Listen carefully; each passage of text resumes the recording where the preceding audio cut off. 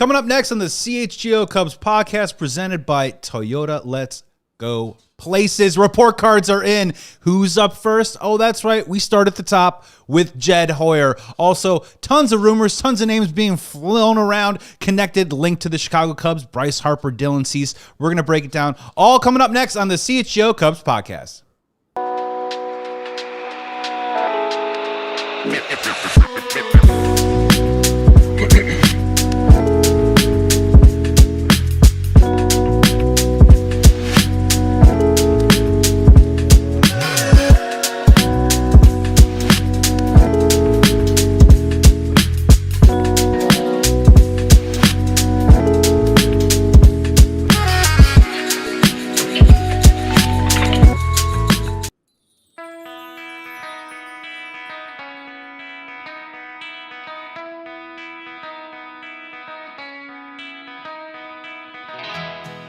Hey Chicago, what do you say? It's the CHGO Cubs podcast, driven by our friends at Toyota. It is Monday, the 27th of October. The World Series still going on, even without our Chicago Cubs in it. Baseball continues for a few more days. World Series tied 1-1. Luke Stuckmeyer and Joey Christopoulos with you on this beautiful sunny day in Chicago, and Sean Anderson running the ones and twos back at the studio. Hi to everybody in the live YouTube chat. Make sure you subscribe to the all-new CHGO Cubs YouTube channel and tell a friend, tell a neighbor, tell a total stranger. Yes, Jed Hoyer, this is your life, and we will be grading you today. The first person we're grading, Joey, we had to decide. We were like, okay, who should we go with first? I said, go right to the top of the snake. You got to go with Jed Hoyer. So we're going to do Hoyer. But first, some of these rumors that have been kind of wiggling around, a little bit. Bruce Levine, right at the beginning of the weekend, is talking about, well, the Cubs will be in on those conversations for Dylan Cease. A reunion could be in.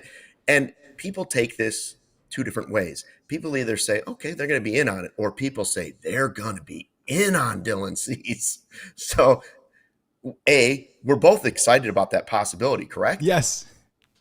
Yeah, absolutely. I mean, it's that time of year, Luke, when the leaves are turning colors. It's Halloween. As you said, it's been nice, but it's been brisk out. The Bears suck. The Bulls and Blackhawks are underway, and the Chicago Cubs are attached to every single name potentially that's going to hit the market in the offseason, even Mickey Mantle. But I think we've been talking about and maybe pining for a guy like Dylan Cease for quite some time, not just because of the old Cubs connection of him coming up through the system and the famous trade that brought him over to the South Side.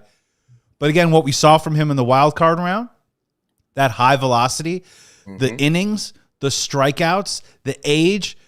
I mean, Luke, of all these guys that we're going to talk about all offseason long, is he not almost close to a bit of the prototype of what the Chicago Cubs would look for in terms of where he is at the point of his career, the potential that he still has, the ceiling that he can still achieve?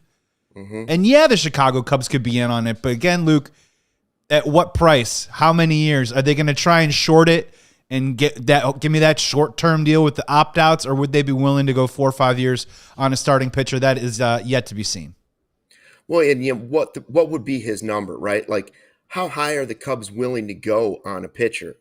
So far, we haven't seen a $200 million pitcher. I don't know if that's what it would take for a long-term deal, but remember that when they traded Eloy and Cease trying to get Quintana, the reason they did it was the cost control and all those things that came with it. Cease is the one they didn't want to trade. They knew all along they were going to trade Eloy Jimenez. That was part of the deal when they saw him in the system. They're like, well, that's sort of redundant. We've got guys. Cease is the one they didn't want to give up. I remember Rick Sutcliffe being like, ooh, they're going to regret this, because he had seen him in Cubs camp and was like, Now, I don't know.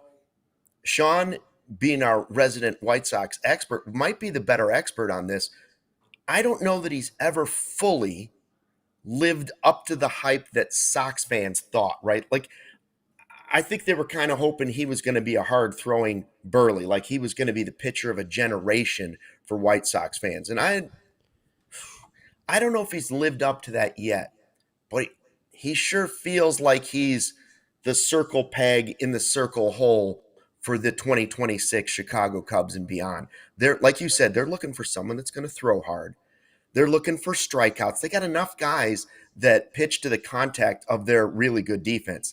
They need some starters that are just gonna when there are times when you just need to strike guys out, right? Like, and that's what the game has become. Like, the guys that pitch to contact generally aren't as good as the guys that strike out lots of people. I mean, like, that's just a fact. Sean, did he ever live up to it? Hi, Luke. Yeah, he finished second in Cy Young in 21, right?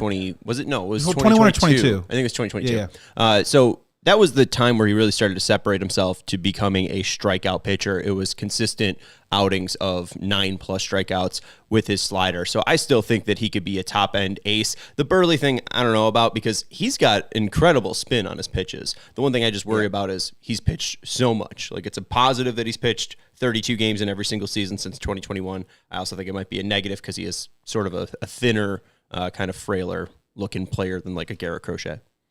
What would you mean? There's give less up tread on the tires. Less tread. What would you guys be willing to give up number-wise? Like, if they said, forget the years, this is the highest the number would go on overall package. Is he, are you talking about a $200 million pitcher? Are you? I don't know, because it depends on the years and the outs and all those different things. But somebody will overpay for Dylan Cease this offseason. I'm fine if it's the Cubs because they don't do that with pitchers very often. Yeah, and the only thing about it is when we talk about the short term, the only thing I can maybe wrap my head around is because he has been healthy, because he has been durable, I could maybe talk myself into a world where Dylan Cease says, I want to do a short term with one more opt-out year and re-enter the market again and see if I can get that big money. The only problem with that is impending labor stoppage, right? You would think he would try and get paid now. And it's funny too, right? Because when we talk about the Cubs, I think a lot of Cubs fans are begging them to pay one player $30 million AAV. And I think what a lot of Cubs fans want this offseason is for them to do it to two different guys. So if you ask me what it was for Dylan Cease on a year-in-year basis, he's at least a $25 million pitcher, in my opinion, at the very least. And I think he's probably going to want a 3 in front of that number. So if you said, so that $200 million then, that at least has to be a 6-year deal. Mm-hmm. Chicago Cubs don't seem very amenable to that. Now, could you throw a Bregman at him and do a 3 or 4 year with a higher AAV at a $35 million? Sure, you could. But sometimes when you start having these conversations, I'm really curious to see what Dylan Cease's market looks like specifically, because a lot of the other names that were rumored about, a lot of the old names coming back, the Sandy Alcantaras of the world, is maybe the Chicago Cubs trying to do it via trade. Is that maybe more something that's going to be amenable to them because of the cost control? But Luke, to your point, they've said in the past that they just need to spend that money. The question is will the Chicago Cubs spend money on just one player with a $30 million AAV? Just one of them, and let alone Dylan Cease. Chef Kevin Penner in the chat saying The Athletic this morning estimated 6,187 for Cease. I thought that article was a little bit iffy. Jim Bowden is off his rocker, and he just saw a second baseman and put White Sox next to any second baseman. He hasn't been accurate the last few years. But I agree with Kevin that the Cubs just won't go there. But I put together, he's been around 3.5 WAR every season. Typically, it's about $8 million to $9 million per WAR. So I think you could guesstimate around 28 mil per year. That times 6 is around 168. So I mean, 168 to 187 sounds fairish. I mean, Luke, what if I was going to say, Luke, what if I said to you really quick, what if we offered him the Yu Darvish deal, which I believe was 4 for 120? Mm-hmm. And then opt-outs. That's where wishful thinking meets reality, right, Luke? Is that the Cubs have offered and signed a player of that time in our lifetime before, and maybe that number is something closer to what the Chicago Cubs could offer. 126 for Darvish. 6 for 187. That's I'm in on it, because in my Cub-athetical going through my head, I think of Steele coming back healthy, which we don't know. I think of Horton doing what he did in the second half, and then I'm like, wow, what if actually Horton was your one, and then you could go with any mixture you want after that, and it could be Cease and Steele and Shota and Boyd, and you're thinking, Whoa. Now you're talking about the type of rotation you see the Dodgers march out there. Guys that can go further into a game and that could really have something special in the postseason.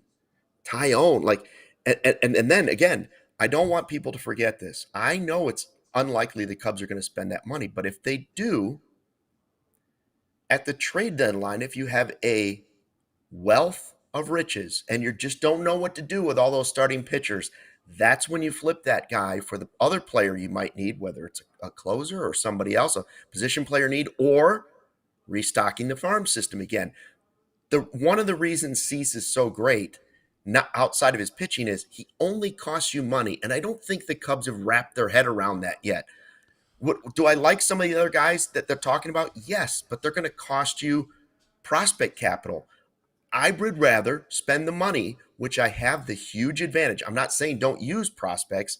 I'm just saying in this case, you have an option to use your big advantage over the rest of the division. Money. Go ahead and use the money. This is the spot to do it. And I think he's the right guy to do it on too. I really do. Well, and that's and honestly, when you think about it, and we're going to talk about Jed Hoyer in the second segment and give out some grades, like it's a bit of the corner that he's painted himself into, right? When you think about what did Jed Hoyer say at his end of the year press conference was, when we look at the trade deadline, the prices were simply too high. And we don't have, and he was also alluding to, we don't really have maybe the depth in the organization to sustain a major blow to our prospect pool to make those kinds of trades. So if you're telling me that you don't have maybe the farm system that you would like to have with young arms with high velocity, which isn't a major philosophical mandate throughout the organization, they look for a different sort of pitch shape and they try and get some contact, maybe not at 99 miles an hour. And you're also telling me at the deadline, you can't maybe pay those prices because they're too high and they're too steep and it would deplete your farm system. Luke, where does that leave you? Spending money.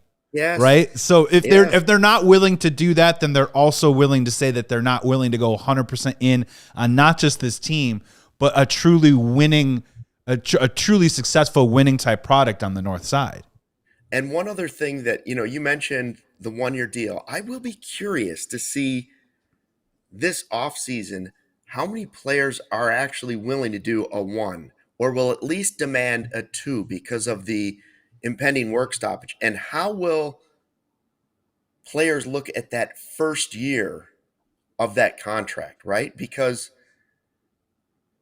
if everything broke the way some people would want, and there'd be some sort of salary cap instead of just the way it is, well, I think your salaries would start to come back. So guys would want to get their money as fast as possible now, not only before the work stoppage, before things change afterwards for their team, so they can say, well, hey, this is what you're paying me. That's just the way it is, Like there's multiple layers to these free agencies. The bottom line is Cease is the perfect fit for the Cubs.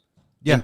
Just in this moment here too, like even the top end estimate, if you take his 4.12 FWAR, which is what he accumulated per season over the past 5, if you times that by 9 million, that's around 37 million per year. So he could be looking at a contract for like 222 million on his top end. He's only 29. He's one of the younger players. Yeah. I think this is a guy that might force no, I'm going to wait out my deal because this is my time to be a free agent, sort of like Tucker.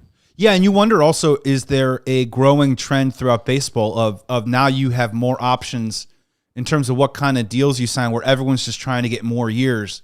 And I'm curious, that is the new trend something that might be appealing to Dylan Cease, which is shorter term but higher AAV. And we don't know what the landscape of the future of baseball looks like in the year 2027. But if you're Dylan Cease, can you say to yourself, if I keep getting the high AAV, I will make that money back? I always go back to when we talk about Anthony Rizzo, and I think the deal that he wanted was close to $100 million. I'm not comparing the player. I'm just comparing the decision that they made financially. At $100 million, Anthony Rizzo couldn't get that money. But eventually, over the course of two 2-year deals and one 1-year deal with the Yankees, he ended up getting pretty darn close. Yeah. So, if you keep going, if you keep putting yourself out to the market, I understand there's always the injury risk. but also you also are putting yourself in a position to possibly get more on an annual basis to try and make some of that money back. So it's definitely a different way to do it. I think the old adage, or definitely the old way of thinking, was give me that Albert Pujols money, sign me up for 12 years, sign, sealed, delivered, end the whole thing. But I do see some of these players now saying, I prefer the flexibility because I can continue to make that AAV on a 1-year basis. And that'll be a decision that Dylan Cease wants to make. As a pitcher, you would think he'd want the years. Yeah, I do too. Found things I found. It says Ricketts doesn't spend on players. He only spends on real estate near Wrigley. Well, hey, the other guy we were talking about a lot the last 3 days was Bryce Harper. We'll get to that in a second because Jed's got a lot of big decisions to make. And then the report card for your Jed Hoyer. Give us your grade throughout this show, and we'll try to read some coming up. But first, a word from our sponsors.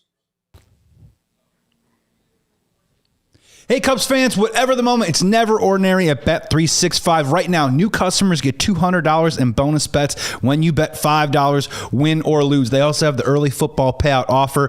If your team goes up by 17 points, there's an instant payout on straight bets and parlay selections that are marked as winners. So download the app, use the code CHGO365. When you sign up, there's a 100% parlay boost, so double your winnings with the Bet365 100% parlay boost. And also the MLB payout offer too as well. If the Blue Jays or the Dodgers put your money down, if one of them goes up by 5 runs and you bet on it, you get an instant payout on that straight bet or the parlay selection. So remember, download the app and use the code CHGO365 when you sign up. Remember, deposit 10, place a bet for 5. You can get up to $200 by using the code CHGO365. So remember, download that app.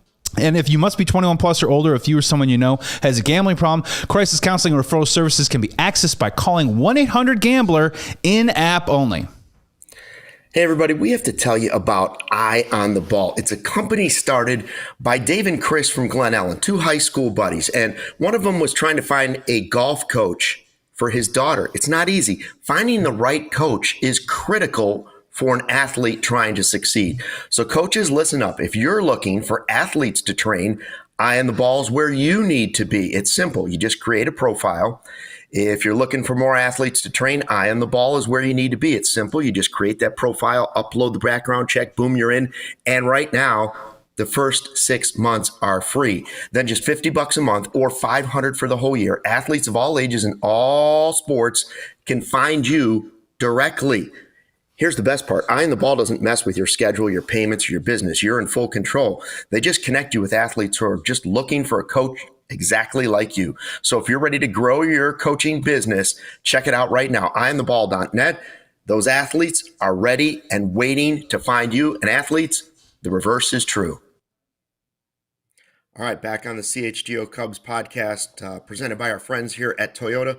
We were talking about Dylan Cease, the report from Bruce Levine that the Cubs will be in on those free agent talks. We're going to grade Jed Hoyer in a second. So Cease is one decision he can make this offseason. How much would you be willing to give Dylan Cease, the former Cubs prospect that was eventually traded to the White Sox in the Quintana deal? The other story that's popped up, and this is just something that we kind of like just threw out there after we saw the Dave Dombrowski comments at his end of season press conference, right? Like basically saying, I don't know if he's going to be elite anymore. Is he going to be elite? I guess we'll find out if he's going to be elite, or is he just going to be good?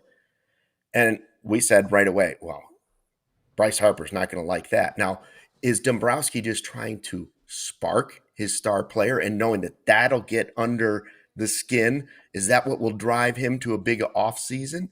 Or is he actually maybe trying to throw that out there? I don't think he's throwing it out there, because if that's the case, you've lowered the price on the guy. You're telling everybody, well, I don't know if you're going to get a Corvette if we trade him to you, but you might get, a nice Buick. That's not the way to go about trying to make your deal. So I believe he was trying to motivate his player, but we've now seen the reports, as expected, that Harper doesn't like it. He didn't like it. That's why he didn't want to be in Washington anymore. He was mad that they kept bringing up every time he had an off year. Well, is this the time they're going to trade him? Are we going to trade him now? And he said, I don't want that. I love it here. That's why I'm here. I want to be here. I don't want that. So, Joey, I will just say this. It's another one of Jed Hoyer's off-season decisions. I don't know that it's actually realistic, but I'll go this way. It's gone from totally unrealistic You know how the fire when they have forest fires and you go to the national forest preserves and stuff, it goes from low fire chance of fire, low chance of fire, moderate chance of fire when it's really dry and windy, high.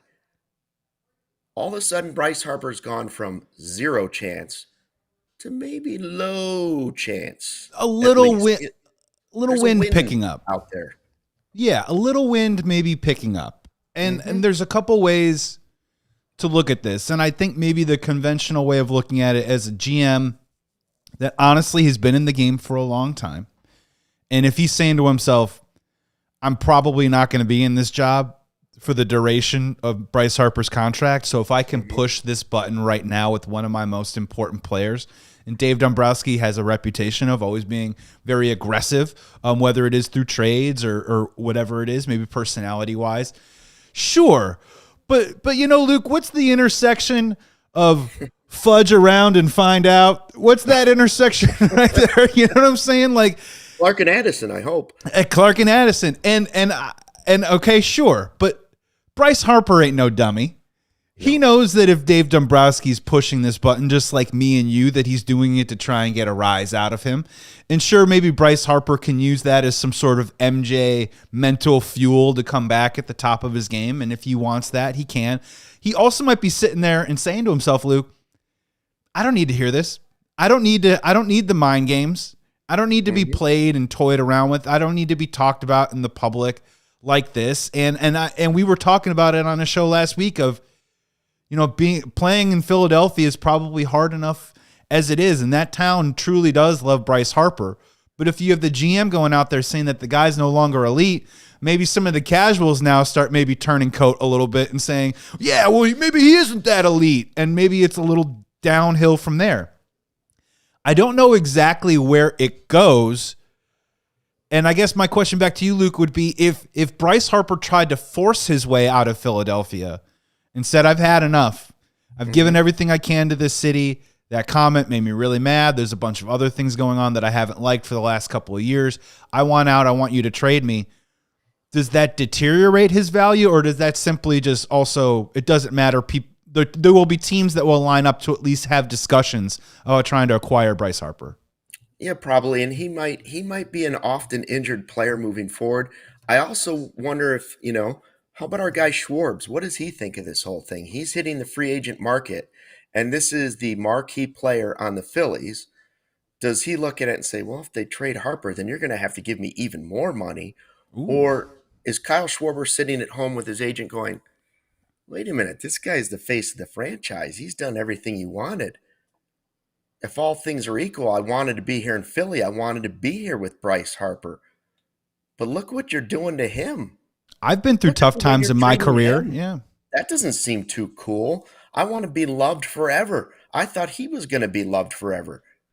Well, maybe I'd be more loved by the Cubs if I went back to the Cubs. That's what I hope he's thinking. Well, and it's funny, in the game of baseball, too, I think it maybe matters a little bit more than maybe in other sports of people that just you want that unconditional support and backing through the course of a long season. And you're not incorrect that, Kyle Schwarber could easily have a year where, whatever, BABIP aside, maybe he Ks 200 and maybe the average isn't where it should be. And maybe, whatever it is, runners in scoring position and the fan base starts to get a little ornery with him right in the town of Philadelphia. And maybe he does have to ask himself that question in terms of his next landing spot. But what's funny about this too is Kyle Tucker, Bryce Harper, a lot of names hitting the market to me. Like it's almost getting to the point where I feel like Kyle Schwarber's starting to get slept on, where it's almost more like ho-hum. Oh, well, we could just go out and get Kyle Schwarber. No, it's not about we could just go out. Like Kyle Schwarber, I think Kyle Tucker is the more well-rounded hitter. But if you want to talk about sure thing right now in this moment, the most bankable thing that you could bring onto your team right now, I think is the 56 home runs that Kyle Schwarber hit last year and what he's done the last 3 or 4 years.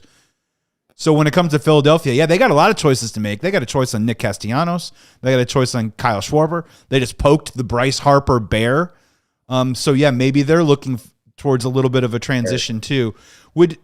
Just really quick before we get to the report cards, What is your scale of 1 to 10? What would your interest level be in Bryce Harper, like via trade? Where does that land for you? Does it even get you? Does it get you excited, and to what point? If you told me that your off-season moves were acquiring Cease and Harper as your DH, okay. Yeah. I don't. We talked about it. What's left of his contract? I don't think the Cubs are going. I don't think the Cubs want to inherit that because that's still like $200 million left on his deal. But for me, the dream offseason is still Cease and Schwarber. And frankly, I don't think it's very realistic for Cubs fans because if you look at it, you could make an easy argument that Schwarber's the best bat on the market, most guaranteed bat on the market. And Cease might be the most guaranteed pitcher on the free agent market. Like, you could argue that him or Valdez, right? Yeah, you could have a compelling argument between the two. Yeah, but Cease is one of the few guys that doesn't have those two guys don't really have a wart. The other ones all have a little wart on their finger or on their toe because it's like Framber Valdez has that event, right? Like, Bryce Harper, you're not sure if he's past that point, if he becomes available via trade. And you go through the other, Tucker's been hurt a lot. Best all-around player.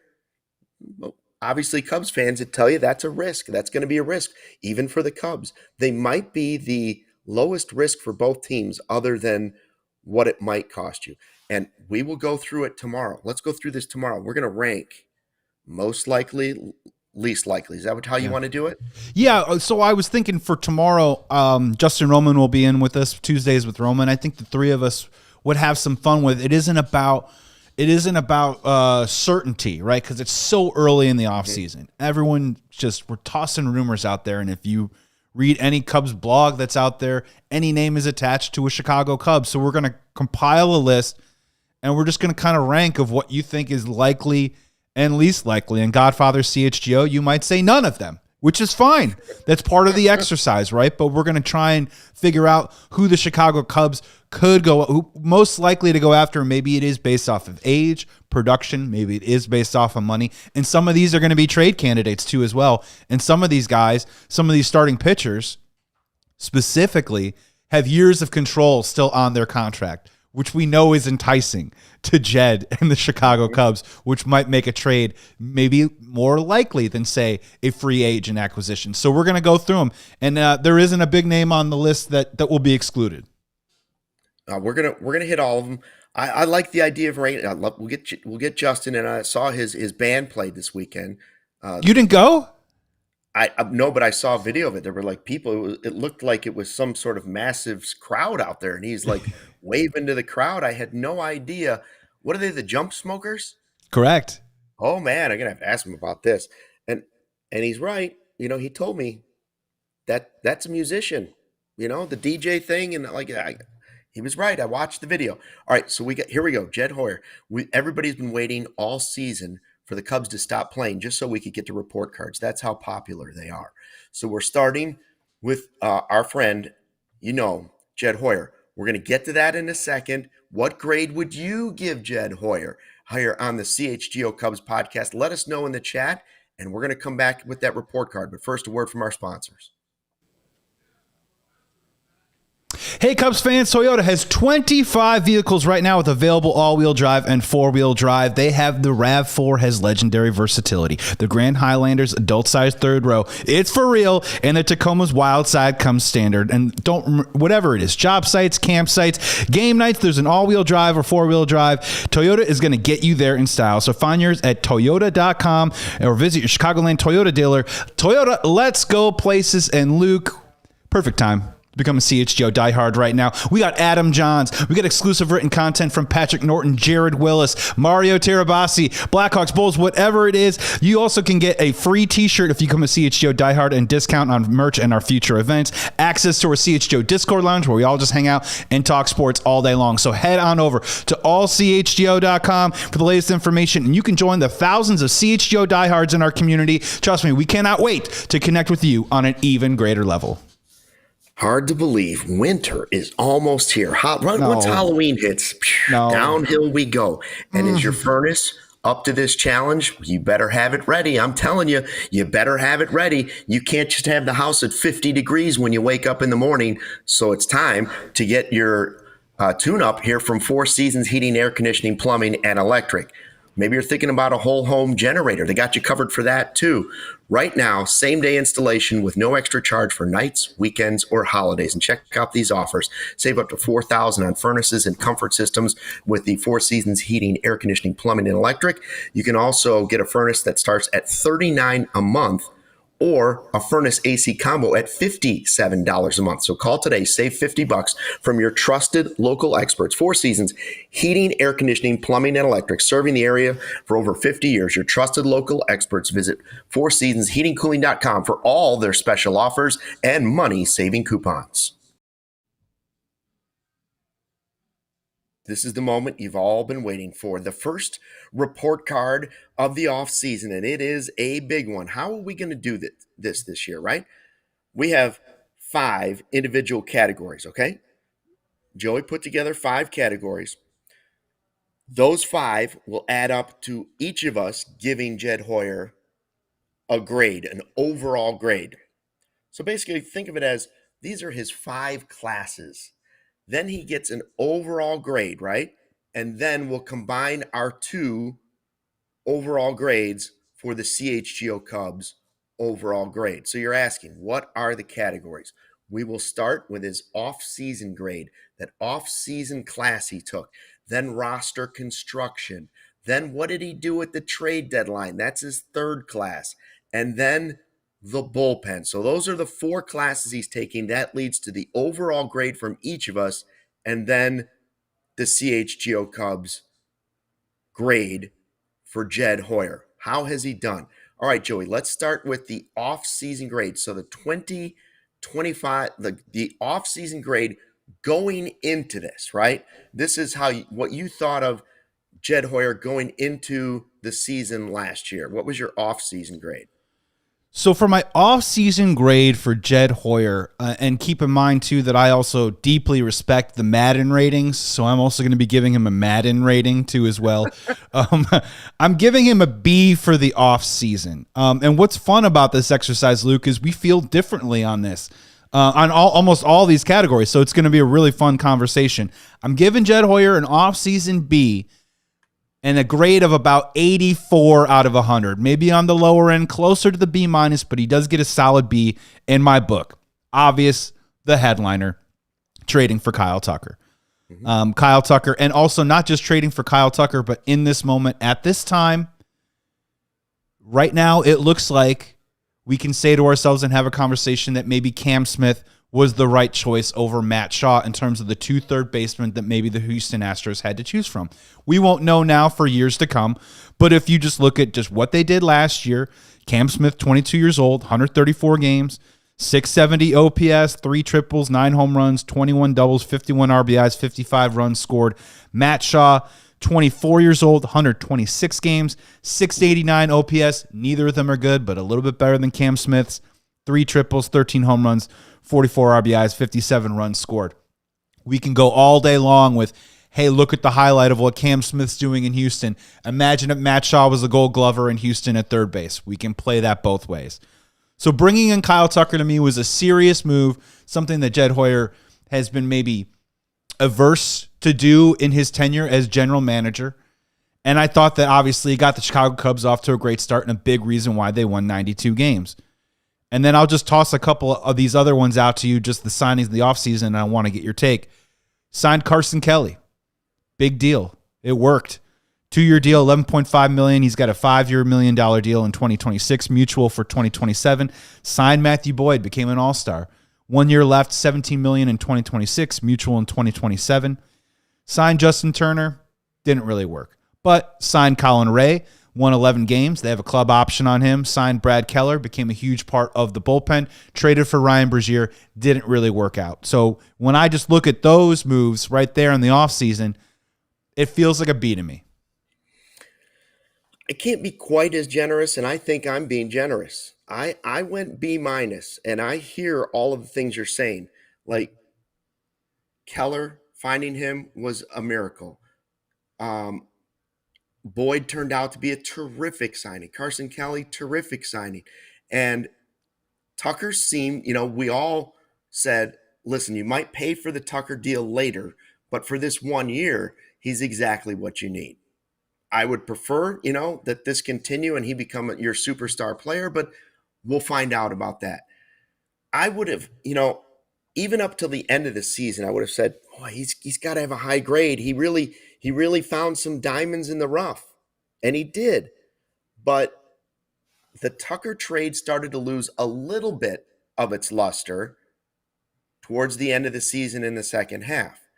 And the Turner thing, you would see that creep up every once in a while. But the biggest reason I just could not give him higher than the B- is he did all of those things, but we all still sat here and said, you need another starter. Going into the season, we all said it. Everybody with a Cubs voice and Cubs fandom said, but you're a pitcher short. But you're a starter short. And that's when we still didn't know if Boyd was going to be an all-star like he was. And that's before we knew Justin Steele would be out for the season. And that's before we knew we'd have the regression of Shota Imanaga late in the season. That's before we knew that Tyone would have a really, really good season in a Cubs uniform. All of these things happen, which are good to helping the grade for, Jed Hoyer. But there was still a huge hole, and he made the mistake that he admitted at the end of the season. He thought he was going to add a lot of that at the trade deadline. He misread the market. He misread the fact that it was going to be so expensive to try and go out and get what he really needed at the trade deadline. And so while that'll be another grade that we're talking about, overall, when I just look at what he did in the offseason, he left himself a hole that turned out to be a pretty big hole. So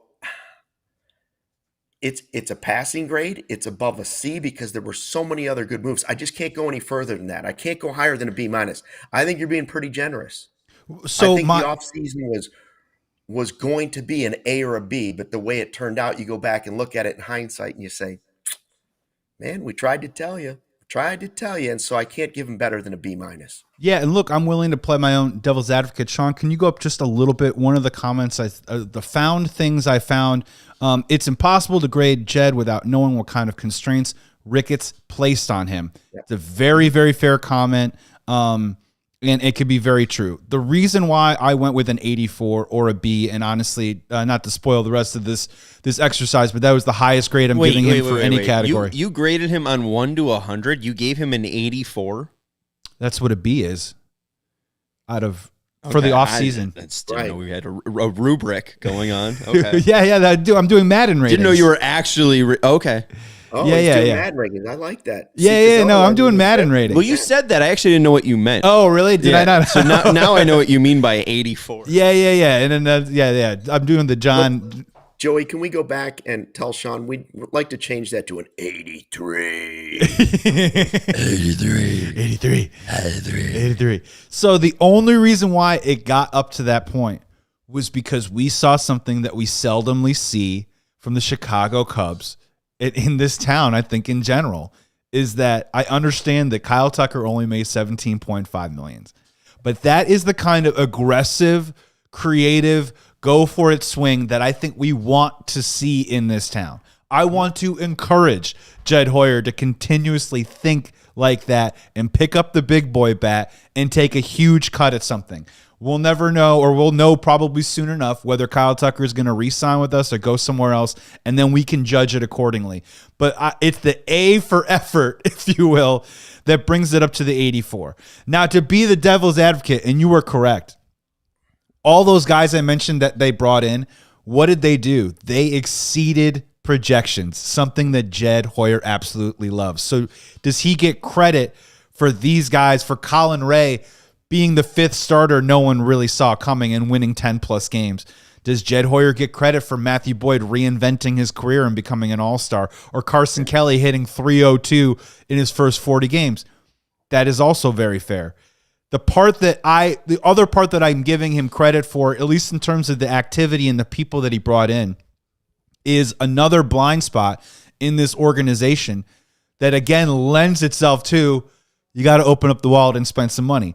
On the 40-man roster, guys that originated in the Cubs system via the amateur draft, here is who's left. Ian Happ, Nico Horner, Luke Little, Cade Horton, Justin Steele, Keegan Thompson, Jordan Wicks, Porter Hodge, and Matt Shaw. There's some good players in there. There's a couple possibly great players in there, but it's not a great collection of homegrown guys, right? The Pete Crow Armstrongs, the Kevin Alcantras, the Owen Caseys, all acquired via trade. I understand that. But in terms of sitting in that amateur draft war room and picking those guys, the hit rate hasn't been fantastic.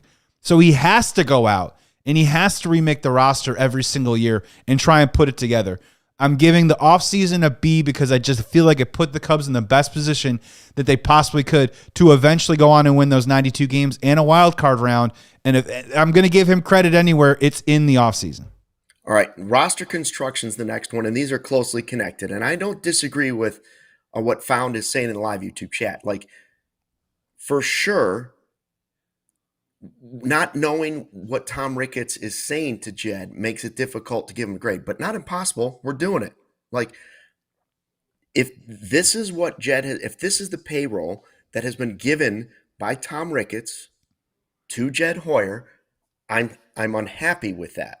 However, if your boss gives you a pile of money and says you have to do this, and that pile of money is bigger than the pile of money that your top competitor is getting, and that top competitor keeps beating you over and over in the regular season and in the postseason, then I can't give your roster construction anything better than a C. At best, you're average. And frankly, I think that's generous again because, once again, this is the amount. I disagree with the amount he's getting, but those are the rules he's playing against. And he's still getting more than the guy next to him. And that guy next to him in a smaller city is winning in the regular season and is winning in the postseason. Roster construction, there were some flaws. The biggest improvement was, as you mentioned, Kyle Tucker. We begged him for a slugger. He finally gave us a slugger. Turns out the slugger was hurt and didn't have a good second half of the season. I don't fully blame that on him, but the roster construction, the rest of it, you probably could have found a better pinch hitter backup solution than Justin Turner. You just probably could have. You probably could have added a Flaherty or someone else on a one-time deal, 1 year, and it could have been the roster construction wasn't perfect. It was so not perfect that it impacted what our next grade will be later on, and that's bullpen. We'll get to that. But what was your roster construction? I'll give him a C, but again, it's because I'm a generous guy. Yeah, and to be very fair, Sean asked a good question before the show about like why are bullpen and roster construction separate categories. One, because we're in charge, and the second one is to be very fair though, like the bullpen has been such a huge hot button topic for the Chicago Cubs the last 3 years. I feel like it needs like its own separate grade, even though we can kind of envelope it into roster construction. I went B- barely at 80.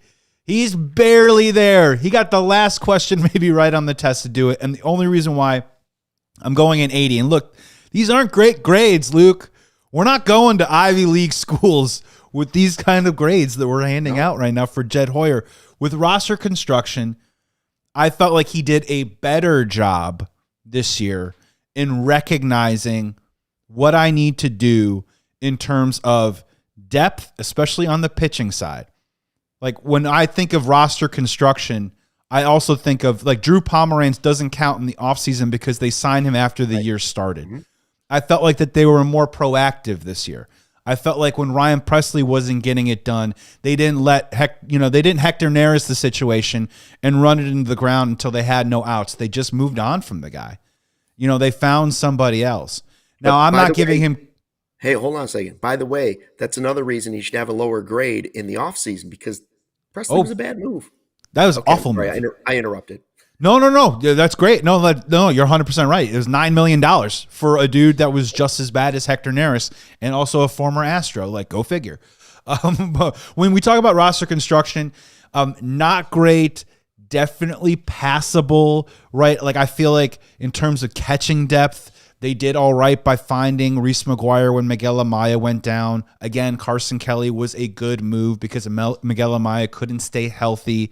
When we talk about the pitching staff, Javier Assad went down. They were able to find enough arms to carry them throughout the season where it wasn't optimal. Chota, Tyone, Justin Steele, all these guys went down. They were still able to compete, and I don't feel like that they were at a point where outside of maybe that 2-week stretch when they tried to force the Ben Brown situation as a starter early on in the year, I never felt like that they were in dire straits really from a pitching staff perspective. In terms of roster construction, on the offensive side of the ball, we got some great news out of some players that we like a whole lot. I think Michael Busch took a step forward, which was good news there. They never felt, and to the credit of the organization, they really have just given him the job and have let him grow into that role, something that they hope the same for a Matt Shaw of the world. I can't go any higher than an 80 because if you look around the lineup, we talked about it a lot last year. I know you and Cody did. There are some redundancies still in this lineup. There are still a lot of guys that kind of fit the same sort of hitter profile of the 240 to 250 hitter, going to bang you about 20 home runs, maybe get you about 70 RBIs, and it's going to K maybe 150 times. And whether they're going to be hot or cold and when that's going to happen can really reflect on how the Cubs offense is going to go throughout the rest of the year. So roster construction, I felt like it was an improvement upon last year. And if he wants to get anywhere into the 85 or into the B+, I think it really is going to come down to him picking up the bat and taking another really heavy swing and also learning from what he was able to do this year about, maybe it isn't the worst thing in the world to, even if you sign that top flight pitcher, have a sixth starter, a long man that you can plug in right away. What kind of arms do you like to have in your bullpen, right? Like, do you want to buy into guys like Tyson Miller, right? Or are we going to give Porter Hodge another shot? Daniel Palencia, where is his role? So there are a lot of guys that I felt like stepped up. A part of that had to do with Jed putting them in that place to step up. But again, B- 80, that's about as high as I can go for roster construction, where I felt like there could have been more extracted maybe even out of this team that, won 92 games. Yeah, roster construction, and as you said, there was an adjustment, and we were all waiting for the adjustment, and we said, similar to the year before, okay, you didn't make this deal, but you saved the Bellinger money in roster construction, and then it didn't happen right away, and we said, well, okay, but that means he can make a bigger move at the trade deadline, which is our third topic, our third grade. Avert your eyes. And I don't know what to say. Like, again, how is Captain Generous here? I can't go higher than a D. A D? Trade deadline. Well, we like to sit around here at the trade deadline, and either we don't trade away our assets when we're not competing, or we don't make enough improvement. And I understand this is the tricky part about it. They actually beat in a short series a team that went all in with crazy moves at the trade deadline that lots of people would have said A for the Padres. And the Cubs, who I'm giving a D at the trade deadline to, the Cubs actually beat them. His team found a way in a short series to beat the team that I think made better moves at the trade deadline. I think the Cubs had more reason to make more moves at the trade deadline. Now, the reason I didn't give him an F, because that's how bad I think the trade deadline was. The reason I didn't give him an F is because at least he didn't overcorrect. And I don't know if you get a grade for not doubling down on a mistake, but at least he didn't look at that and say, well, if that's what the Marlins want, I better just give them Horton and maybe Jackson Wiggins. Maybe I should just give them Horton and Casey. You know, like if they all want Horton, maybe I just better do it. Maybe I better give them all of our top prospects. If the price was too big, the price was too big. I understand that. So I'm glad they didn't double down. So in reality, I'm kind of going from like a D- or an F up to a D for at least you made the mistake and you didn't double down on the mistake. I wanted you to do more, but at least you realized the mistake was already made and you couldn't fix it. So I'll give him a D. Yeah, he wasn't over leveraged to the point where, yeah, to your point, like, I'm in the deep water now and I'm either sinking or swimming, so let's just pay whatever the Marlins are asking for and be done with it. I went with a D+. The only reason why I put the plus in front of it was because Andrew Kittredge turned into something that was actually valuable and usable and got some big outs in the first round of that wild card series and eventually ended up closing some games. So of all those moves, I know it's a peripheral, fringy move, but that puts the plus, keep in mind, a D+. But yeah, traded for Taylor Rogers, traded for Andrew Kittredge, traded for Mike Soroka, who's now a free agent, by the way. That's hilarious. Traded for Willie Castro, and then signed Carlos Santana, signed Aaron Savali, and obviously before that. Yeah, I mean, look, this season definitely begged for the Chicago Cubs to go all in on somebody. And I can understand that maybe when we look back that maybe that somebody was just never there because, as the facts would state, there wasn't a major starting pitcher moved at that deadline. So it seemed like no one was willing to pay those prices. So I understand that. But again, when you have an opportunity to really inject some real juice into that team that really, really needed it at the time, that team was a 500 team, and if it wasn't for Cade Horton, they would have been an under 500 team around that late July, early August stretch for the Cubs in that season. They really could have used it. And I understand this stuff can be mixed sometimes. I mean, we've seen it in this town. Cole Hamels, yes. Nick Castellanos, yes. Daniel Murphy, no. You know what I mean? Jose Quintana, maybe somewhere in the middle. So when you take these risks and you give away some of your prospects, it can come back and backfire on you. But I would have... Man, you know, Luke, we weren't even asking for crazy stuff here. Like, we were asking for Shane Bieber, dude, and you keep bringing up Jack Flaherty. Like, those names wouldn't have cost you the cliched arm and a leg. You know what I mean? It wasn't. Everyone would have loved the Mackenzie Gore, Joe Ryan, Sandy Alcantara, all that stuff. But I think there could have been somebody. I mean, dude, even Justin Verlander. Justin Verlander could have probably helped us, right? And the inaction on that is definitely more of a reason why I'm giving this thing a D+. Wouldn't you rather had a Verlander starting some of those playoff games than somebody else? Of course you would. And when I go to bullpen, which is the fourth grade we give him, like, I give him a C because, don't get me wrong, the bullpen performed really well for what it was. Now, everybody else in the Padres, they're going with the flamethrowers. We're not necessarily going that route. We're looking for exceeding projections. Well, if that's the way you're going to do it, I think it'll eventually bite you in the butt, but the Cubs have found a way to do it. The problem is the guys you started, part of the bullpen was good. Part of the bullpen was a disaster. And I would have liked to have had it solved before we had to solve it. I'll give him credit for fixing his own problem, but he's the one that created the problem. And that's kind of the way the bullpens are. If you're not going to go with proven or more likely, cost-effective, whatever. He had a bad bullpen. He finished with a good bullpen. But that bullpen was still light. C, average. Well, yeah, I went C. I went C+ on it just because it's the best bullpen that we've seen over the last 3 years. But you're right, man. Like, think of the names that they were rolling out to start the year, like the Eli Morgans and, again, Ryan Brazier and stuff like that. Like, this easily could have gone sideways. Maybe more credit to the players and the coaching staff for rounding it into shape and finding a formula that worked. I'm sticking with C+ because it was a good season from the Chicago Cubs bullpen. So Jed obviously deserves a little credit for that. But I can't go higher than like a 77 or 78 because he doesn't get credit for Daniel Palencia. All right. Daniel Palencia to me was found money.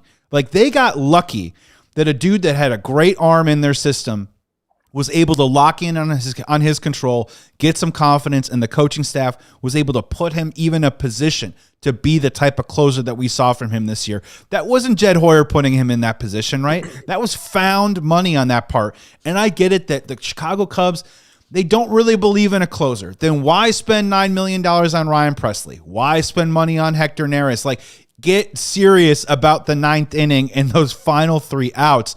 And until that happens, I can't imagine why we would ever give him something higher than a C. And The reason why it's just separate from the roster construction is just because I feel like that they have a certain way that they feel about how they want to do the bullpen every year. They believe it's volatile. They believe they have to turn it over every year. They do not believe in having a closer. And frankly, they don't really believe in having high velocity back there too as well.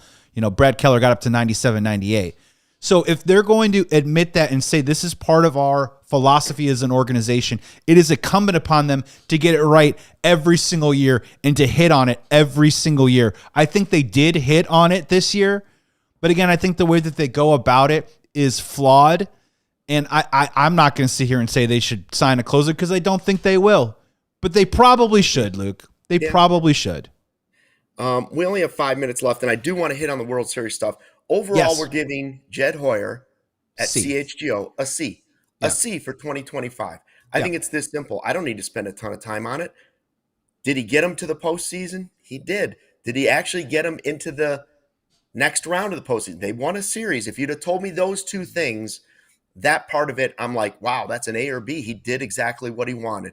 Again, the reason we're sticking at C, combining all of our scores, is it was nice. It was nice to be back in the postseason and eating the rally cake. But a few more tweaks, just a few more tweaks, and that's what you're getting paid to do. That's why you got the extension. Push on it. Push it in, get it right, because every season is sacred. And eventually you still lost to the Brewers, so I can't go higher than an overall C. Oh, real quick, what was your grade in the category of extension? Getting an extension, what grade did you have? Money. He got his money. A+. Okay. So overall grade, we're good with that? We averaged out to a C? I believe so, yeah. C works for me. All right. Now let's get to this World Series draft. We got 4 minutes left. We went on our last show Thursday, and we started drafting players. Snake draft. I had the first pick, Ohtani. Then it went Vlad Jr., Freeman, and we snaked back Mookie, Yamamoto, Springer. So my team, Ohtani, Springer, Snell, Edmund, Muncy. 2 games in, I'm surprised it's 1-1. That first game had me shocked. Didn't see that coming. I saw the bounce back coming for sure. So who's winning after 2 games with the World Series ready to continue? So I'm going to give my impression, thoughts, and then Sean, if you have any intel to back this up, you let me know. But the Barger, the pinch hit grand slam by Barger is a huge boon for Sean right now. I definitely think that puts him in the conversation. Now, I've got a couple up and down on my roster right now, like Alejandro Kirk and Vlad Guerrero combined for 5 hits in game 1. Like to see that. Gaussman retired 17 guys in a row, but then got roughed up and got knocked out of the game. Teoscar 0 for 7 in the series with 5 Ks. But I think it's Barger versus Yamamoto. A complete game in a World Series is pretty damn good. Now, Ohtani waiting in the wings. Luke can swing this around at any moment. Any time now swings it right around. But Sean, what do you think? Who's in the lead right now? So here are the stats. Luke's hitters are 8 for 30 with 6 runs, 1 double, 2 homers, and 3 RBIs. Joey's hitters 6 for 21, 5 runs, 3 RBIs. And then my hitters 4 for 18, 3 runs, 1 double, 1 homer, 4 RBIs. So I have the most RBIs. Luke has the most runs, and then runs, hits, and homers. Yeah, you have most homers as well. You counted that so quickly. But your pitcher was terrible. 5 innings pitched, 8 hits, 5 earned runs, 3 walks, 4 Ks. Joey has easily the best lead with pitchers. I mean, Gosman's line wasn't even bad. 6 innings pitched, 4 hits, 6 Ks, and 3 earned runs. I mean, not the worst. I mean, I'd take that. They won a game. And they sat Bo Bichette in game 2, which is not great for you right now, Sean. But I think it's really close. I think both of our teams. I didn't take Bichette. Oh, I'm sorry. No, I took Sasaki. Oh, you took Sasaki in the end. Yeah, no, I didn't take Bichette. My 2 pitchers haven't gone. Glasnow and Sasaki haven't thrown. Yeah, and so we have game 3 coming up tonight, and then game 4, guess who's on the mound, Luke? Mr. Ohtani. Oh, man. Father Time, which Scherzer on the mound. Like, what year is this? What year is it? We're going to see Scherzer. By the way, I said they should have signed him. I said it. I said you got to give one of these old guys a 1-year deal. Pitching in the World Series. I think I'm winning again, and I'm generous. 2 things we want to remember about today's show. Humble is another one. I am starting to regret. I think, you in the draft, you were really smart. You're like, I got too many Blue Jays. I'm starting to worry a little bit that I'm off to a good lead right now. But you know what I mean? I'm like cup of coffee. And you're like Biggie Bagel. You know what I mean? And you're going to outlast me. I got too much energy at the top. And when the Dodgers outlast and win the World Series, I might be on the short end. And, and Sean obviously has Freddie Freeman and Mookie Betts. So and I think it's just funny that Max Scherzer, after 2021, will be going back to LA to pitch in a World Series, and it's for his fourth team since playing with the Dodgers. Yep, This is like the weirdest end of the year, end of his career. 2 different color dyes. All right, we'll talk about that tomorrow. Plus, we're going to start ranking which is more likely, which is less likely for these offseason moves. Who might end up here? Justin Roman's going to join us for Tuesdays with Roman. Until then, thanks for watching the CHGO Cubs podcast presented by our friends at Toyota. Don't forget, thanks for watching Fly the W. We all silly like the mayor.